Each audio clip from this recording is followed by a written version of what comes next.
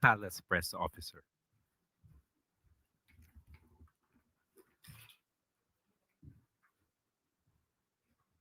Magandang umaga, Malacanang Press Corps. Welcome sa ating press briefing ngayong araw. Simulan natin sa good news na hatid ng administrasyon ni Pangulong Ferdinand R. Marcos Jr. sa bagong Pilipinas. Masigabo ang pagtanggap at puspusan ang papasalamat ng ating mga kababayan na nakikinabang ngayon sa 20 pisong kada kilong bigas na nabibili sa mga kadiwa stores ng ating Pangulo. Kwento ng ilan sa mga pumila sa bahagi ng vulnerable sector sa Cebu, malaking tulong sa kanilang ang patok na budget na bigas. Basta napagkakasya na daw nila kasi ang kanilang mga gastusin sa pang-araw-araw nang hindi nabibitin ang pagkain ng kanilang pamilya. Nasa 10 hanggang 20 pesos kasi ang natitipid nila ngayon sa bigas na pwede nang gamitin sa ibang pangangailangan tulad ng gamot. Samantala, excited naman ang mga kababayan natin sa iba't ibang lugar na mabili ang mga mas murang bigas na handog ni Pangulong Marcos Jr. Panoorin po natin ito.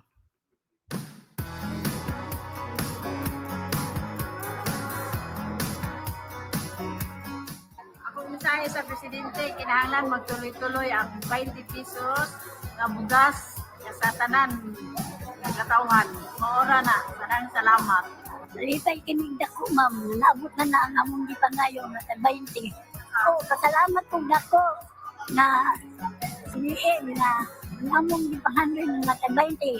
Naabot na rin yun, litay kayo ni. Salamat kayo.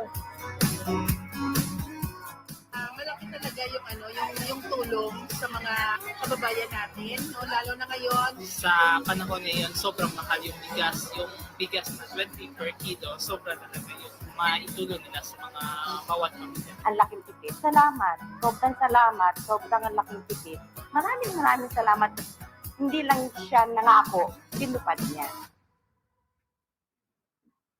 At para bigyan tayo ng paunang assessment sa rollout at pagpapalawak ng 20 pesos kada kilo na bigas na program na ito, kasama natin ngayon si Agriculture Secretary Francisco Tio Laurel Jr. Good morning, Sec. Good morning, si Claire. Magandang umaga ho sa inyo lahat.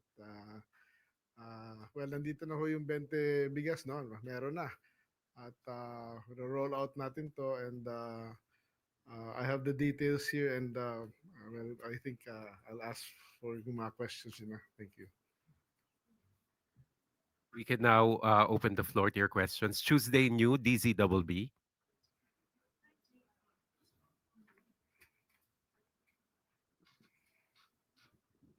Good morning, Secretary. So far, sir, mga gaano na karami po yung na-dispose natin na tig 20 pesos na bigas?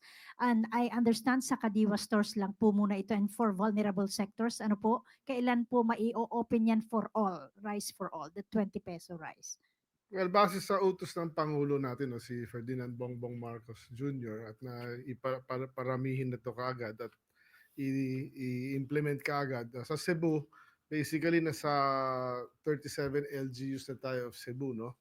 At nakabenta na tayo ng almost 12,000 sacks na since for this week.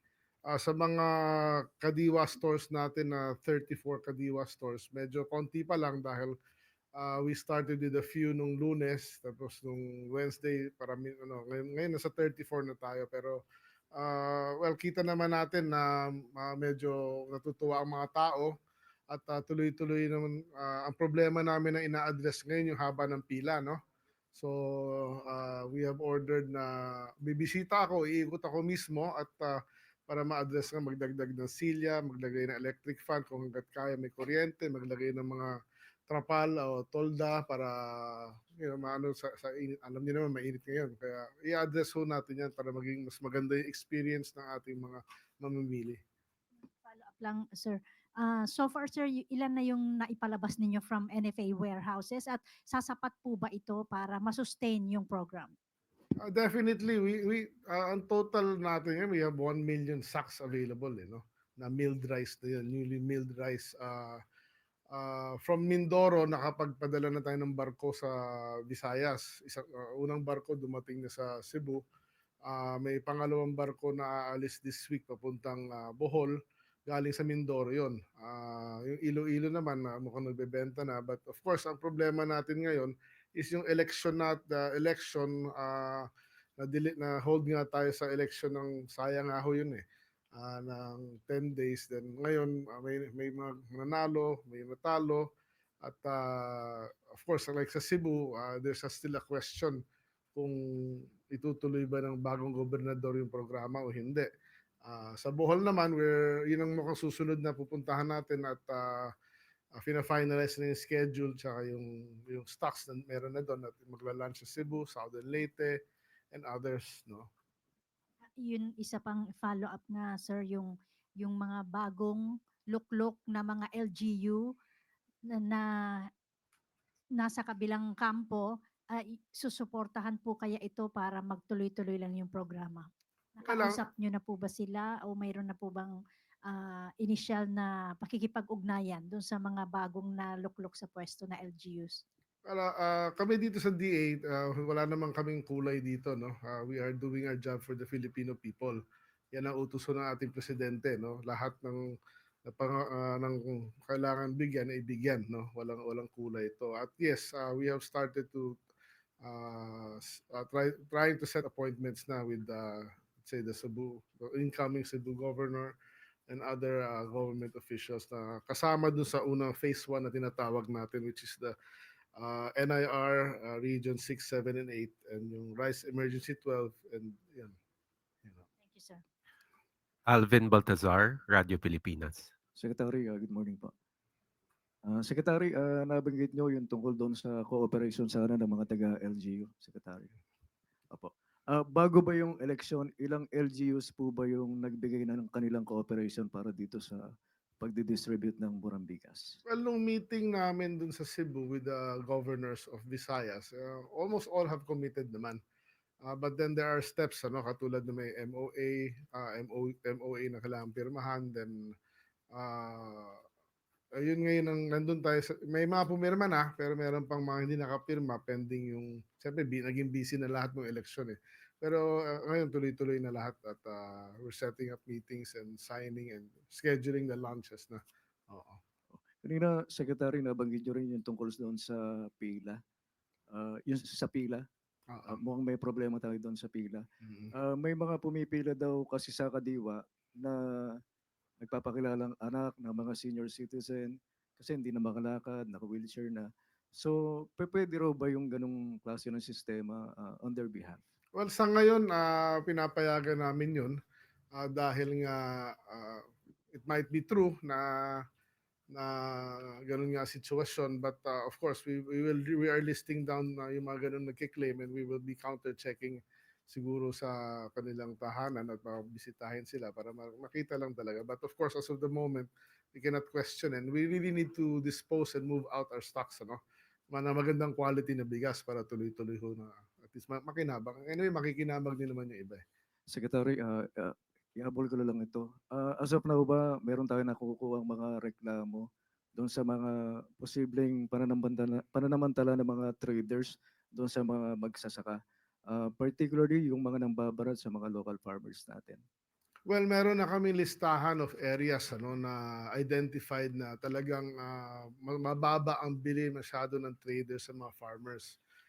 We have 32 locations na sa Luzon na nakikita at iniimbestigahan na ng opisina ng DA ang kung sino yung mga traders na bumili na yon because we have to identify them and basically may investigation na nangyayari ngayon. Meron na rin kaming plano para sa next harvest season ay yung sa mga lugar na yon na medyo nabilhan ng 13 pesos, 14 pesos, 15 pesos ay kami na pupunta ron sa next harvest season.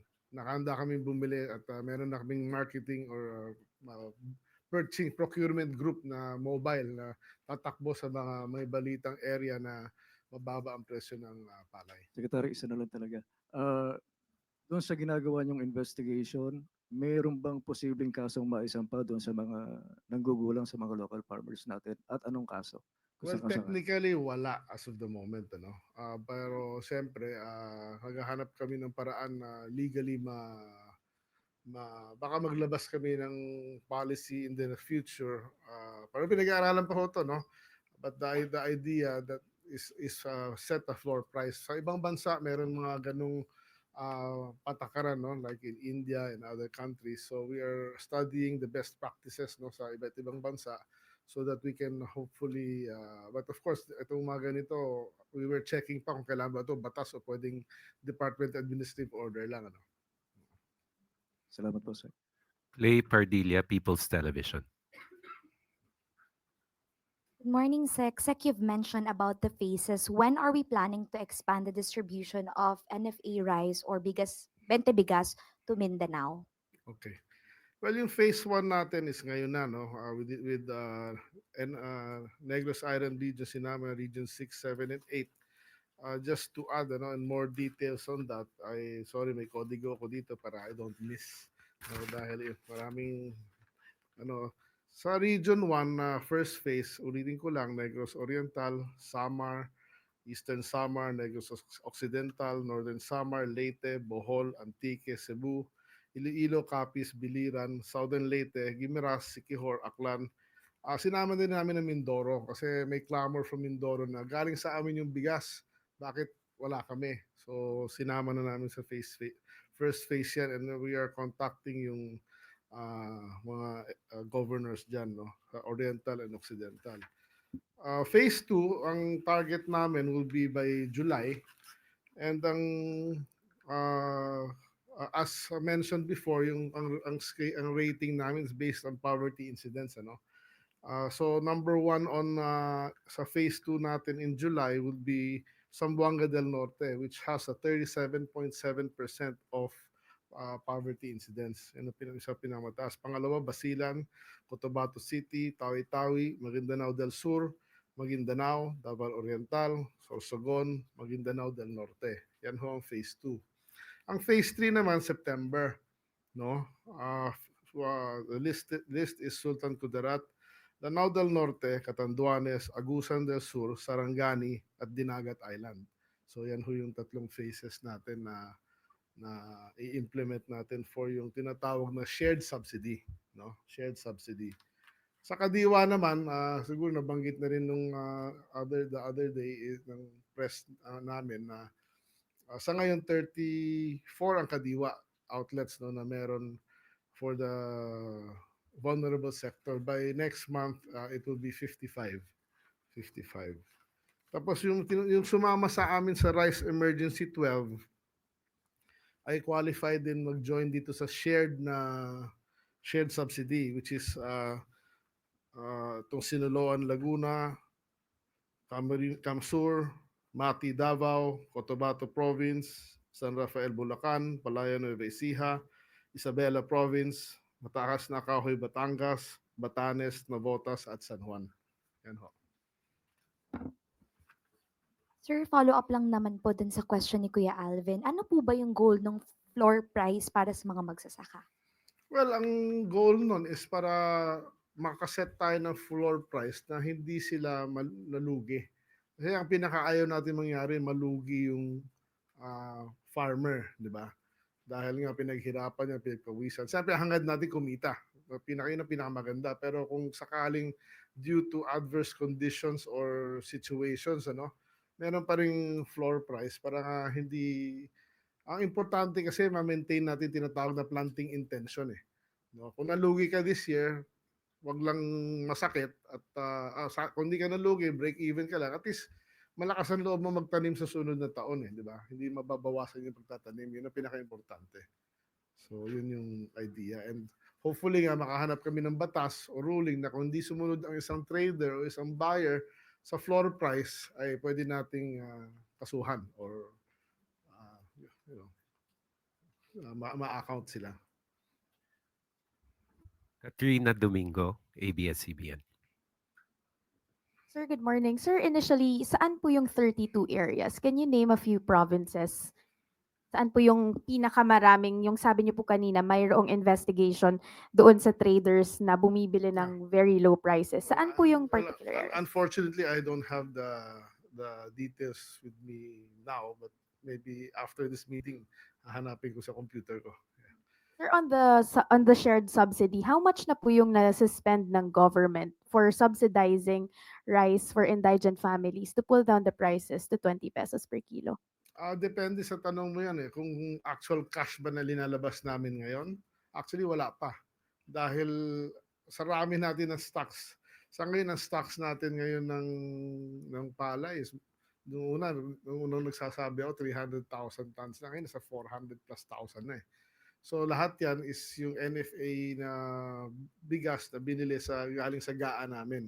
So yan pa rin yung bigas na binibenta natin. So technically, except for the logistics of it, wala pang linalabas ang dagdag pera ang gobyerno natin while selling this rice.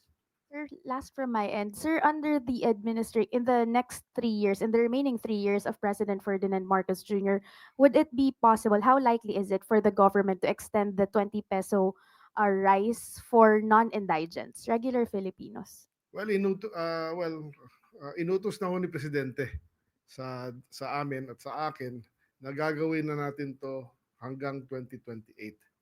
Yung formula na lang ang basically pinag-uusapan. Meron na kaming idea sa magkano ang magagastos. Pero ang pinakamahirap ma-identify, siyempre hindi naman ito pwede sa lahat ng Pilipino, no? Of course, yung mayayaman, hindi na dapat sila sumama sa programa na yan. Pero so yung ang ina-identify na lang namin ngayon through a study is yung sectors na kailangan talagang masuportahan, lalo na mahirap. But in general, ang idea as of the moment is 15 million families ang ating sisilbihan nito. Kung may 5 tao or may 4 na tao bawat pamilya, so that is 60 million people. Tapos yung quantity per month, ina-identify pa, of course. Thank you. Sam Medinilla, Business Mirror. Good morning, sir.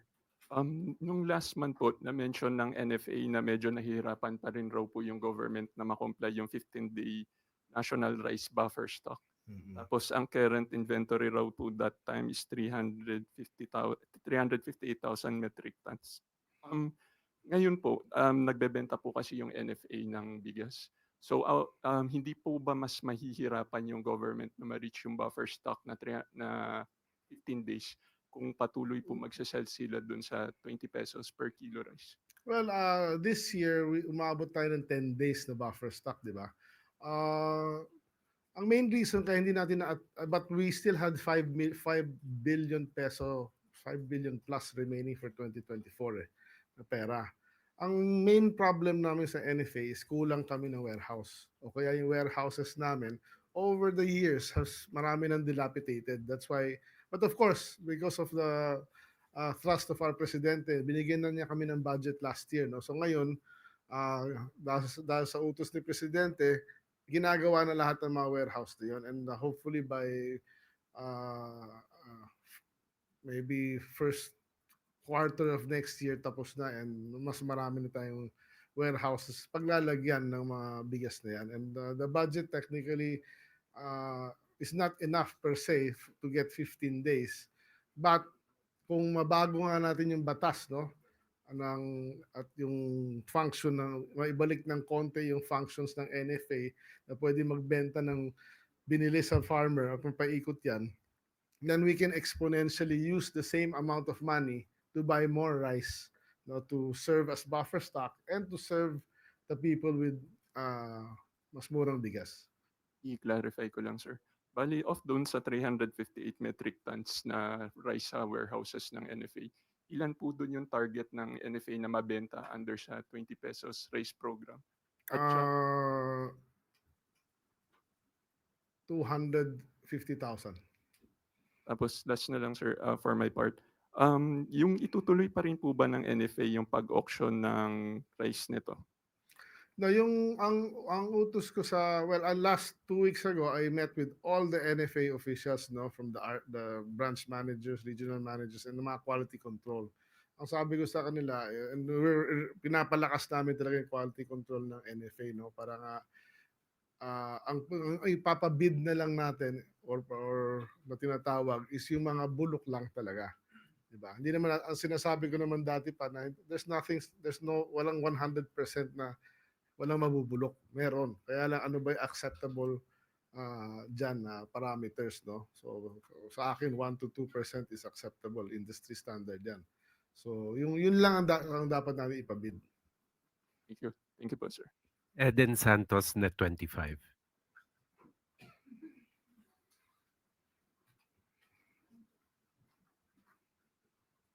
Secretary, good morning po. Clarification lang po. So sa mga regions po na binabanggit ninyo, shared subsidy, ito po yung maghahati ang government at yung LGU sa 13 National and pesos. LG, yes. Opo, para doon sa 33 pesos kasi no, kaya naging 20.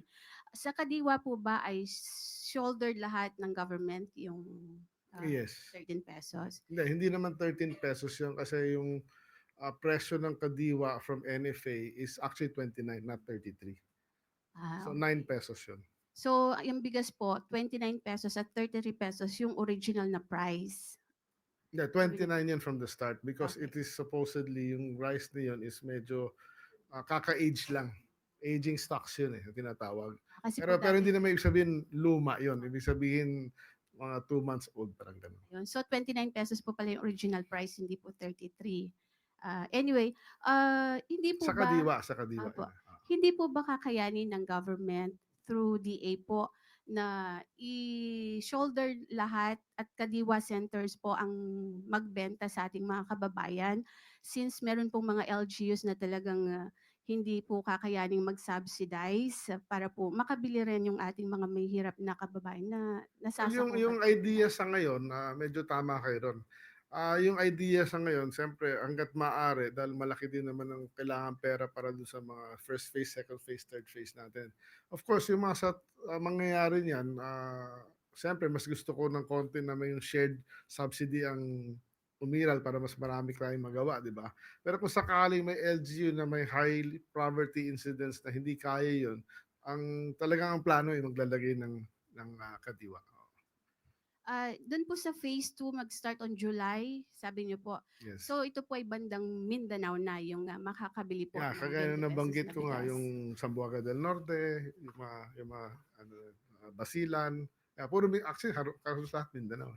So asahan po ng mga taga Mindanao yung 20 pesos na bigas on July. Kaya nagre-repositioning na kami as of the moment dahil nga it takes, medyo logistically kung nakikita niyo, pati Tawi-Tawi, yung mga ganun nandun Kaya kailangan Basilan, Isla yan. So it's a logistical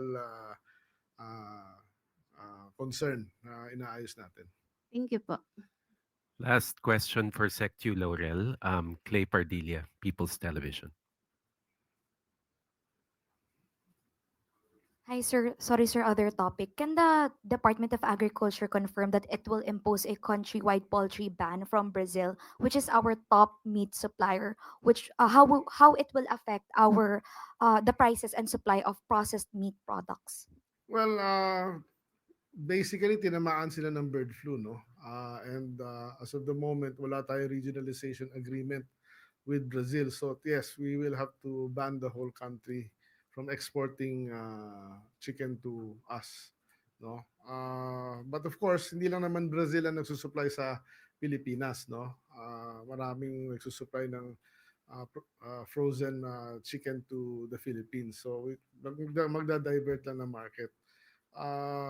What ang advantage lang ng Brazil kaya malakas sila dahil sila pinakamura. So baka mas makabili lang tayo ng yung mga importers or processors na mas mahal ng konti. Pero I think the price difference is a few percentage lang. So as far as supply is concerned, I really don't see any issue. Baka may brief supply gap lang na baka 1 or 2 weeks because they have to change origins. But in general, I don't see any issue because even our local poultry industry is medyo maganda ang production So wala masyado ako nakikita issue. Thank you very much, Sec Kiko. Yusek Claire. Thank you very much. Thank you very much, Secretary Kiko. Thank you. At ngayon po ay handa na po tayong tumugon sa inyong mga katanungan. Alvin Baltazar, Radio Pilipinas.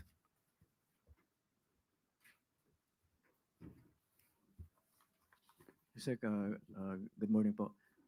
Yusek, if I'm not mistaken, matatapos na yung extension ni General Marbil sa June 4 kasi tapos na yung election. And meron ng mga pangalang lumulutang gaya ni General Melencio Nartaes being the number 2 man of the Nartades being the number 2 man and sinasabing close din kay Senadora Amy Marcos. And another name na lumulutang si General Torre who led sensitive operations like the arrest of Pastor Apollo Kibeloy and former President Rodrigo Duterte. Meron na po bang take dito si Pangulong Marcos? At may nabanggit po ba si Pangulong Marcos kung ano yung possible criteria na mapipili niya as the next Chief PNP? Ang mga nabanggit niyo pong pangalan ay pulos po lahat yan ay may integridad at magagaling. Sa ngayon po ay wala pa pong pinapaabot sa atin. Hintayin na lang po natin ang announcement ng Pangulo patungkol dyan. When do you expect yung announcement?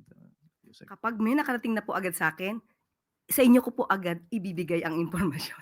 Thank you very much. Eden Santos, Net 25. Yusek, good morning po. Meron po bang reaction from Malacanang dun sa naging statement po ni Alyansa Campaign Manager Toby Chanco na isinisisi po niya doon sa impeachment na isinulong against BP Sara yung pagkatalo po ng ibang kandidato po ng Alyansa? Wala pa po napaparating sa atin ang anumang reaksyon ng Pangulo patungkol dyan, kung yan man po ay totoo. Ang tangi lamang pong naibigay sa atin na impormasyon ay dapat pong iwanan na kung ano man yung mga naging issue nung panahon ng pangangampanya at magpatuloy na lamang po ang bawat isa ng kanilang trabaho para po naman ito ay sa taong bayan. Quick follow-up lang po. Hindi po ba kakausapin ng Pangulo si Kong Toby para po sabi niyo nga iwanan na dahil tapos na yung panahon ng kampanya, may mga nanalo na po? Wala pong napaparating sa atin ganyan sa ngayon. Maricel Halili, News 5. Good morning, Yusek. Yusek, may we have your reaction lang dun sa naging statement ni Vice President Sara Duterte that she wants the impeachment trial to pursue because she wants to see bloodbath. Your comment on that? Medyo may pagkabayolente ang tugon ng ating Vice Presidente pero we hope that it is just a figure of speech and it should not be taken literally. Kung yan naman po ang nais niya at talaga naman po magkakaroon ng balitaktakan kapag nagkaroon ng trial, hayaan na lang natin po itong gumulong. Sa point of view po ng Palace, whose blood should be spilled? Hindi po makikialam ang Pangulo patungkol sa ganyang issue. Okay, but do you agree with the statement of former Senator De Lima that this is a toxic rhetoric remarks coming from the Vice President? Hindi rin po tayo magbibigay ng anumang opinion patungkol po dyan. Salamat, Yusek. Clay Pardilla, People's Television. Good morning, Yusek. Yusek, the government has approved 16,000 positions for the coming school year, an increase from 10,000 teaching positions created annually under VP Duterte. Ano po yung nagtulak sa government to increase po ng 16,000 position? How will it impact the class sizes, improve the quality of education, and yung workload po ng mga teachers? Thank you po. Unang-una po, it is the directive of our President, Ferdinand Marcos Jr., to strengthen education system. And also this will add teaching workforces in the schools. We can still remember how the President immediately reacted to the suggestion of Secretary Sani Angara with regard to the needs of building of Child Development Center. The President immediately asked that the funds be released for that purpose. So with this, ang gusto po talaga ng Pangulo ay mabawasan ang kakulangan ng mga guro sa bawat eskwela. Ito lamang po ay unang parte, 16,000 teaching positions ay unang parte lamang po dahil ang target po ay 20,000 teaching positions po. At ang nais po natin at ang nais po ng Pangulo ay mabigyan po ang bawat estudyante, matutukan po ng ang kanilang guro para po mas maging maganda ang kanilang pagsasanay at pag-aaral. Na meron pong pondong inilaan po dito lumalabas po na ang pondo ay 4.19 billion. Ito po ay kasama po sa DepEd's built-in appropriation under 2025 GAA. So, tignan na lang po natin kung ano pa ang magiging proyekto pagdating po dito at mas gugustuhin po rin natin na magkaroon po ng mas maraming classrooms para sa darating na pasukan. Tuesday New, DZBB.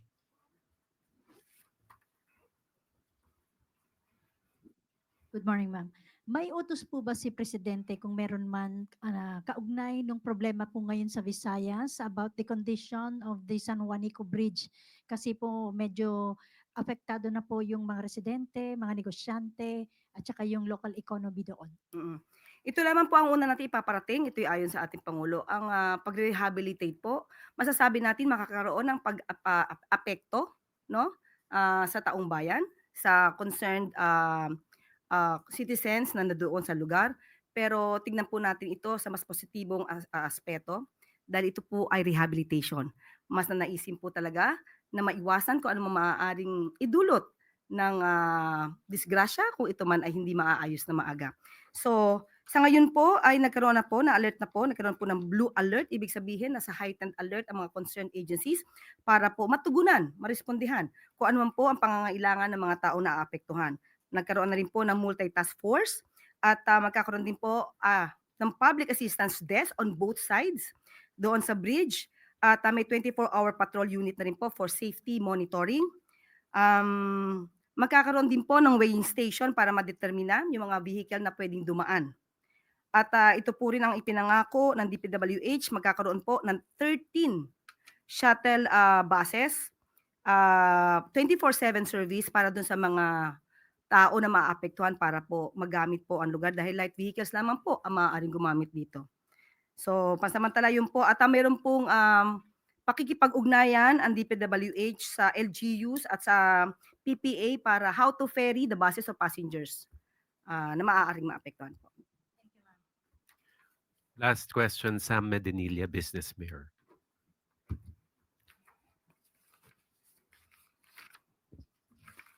Good afternoon, good morning, ma'am. Magpa-follow up lang kami, ma'am, regarding po dun sa investigation ng Office of the President sa OWA, controversial 1.4 billion land acquisition deal ng OWA. Aside from former administrator Arnel Ignacio, may iba pa po bang other OWA officials na na-sanction or natanggal sa position dahil po dun sa nasabing transaction? Sa ngayon po ay under investigation pa po ang lahat. At kung meron pa pong iba mga opisyal na involved dito, magkakaroon po ng aksyon. Kung sila may tatanggalin, sususpindihin, at maagar ang investigasyon po ang kinakailangan dito. Tapos, na-determine na po ba ng Office of the President if yung fund na nagamit for that controversial transaction is nanggaling po dun sa OWA fund, OWA GAA fund, or dun sa OWA Trust Fund? Sa initial na investigasyon, hindi po affected ang OWA Trust Fund, pero iniimbestigahan pa rin po kung may nagamit. Pero initial po na investigasyon, wala daw po. As of this moment. Okay. Thank you very much, Yusek Claire. At bago po tayo magtapos, isa pang good news para naman sa mga nagsilbi sa midterm elections nung nakaraang linggo. Alinsunod sa direktiba ni Pangulong Ferdinand R. Marcos Jr., dinagdagan pa ng Department of Budget and Management ng 1,000 piso ang election honorarium ng mga guro at poll workers. Bukod pa ito sa nauna ng 2,000 pisong across the board na dagdag allowance na inanunsyo ng DBM. Dahil sa bagong aumento, makatatanggap na ngayon ng 13,000 piso ang chairperson ng Electoral Board, habang 12,000 piso naman ang poll clerk at ikatlong miyembro ng board. Hindi po matatawaran ang serbisyo ng higit 750,000 poll workers na inabot na ng madaling araw sa mga presinto o hindi na natulog, matiyak lang na mabilang ng tama at maprotektahan ang ating mga boto. Saludo po kami sa inyong dedikasyon. Panoorin po natin ito.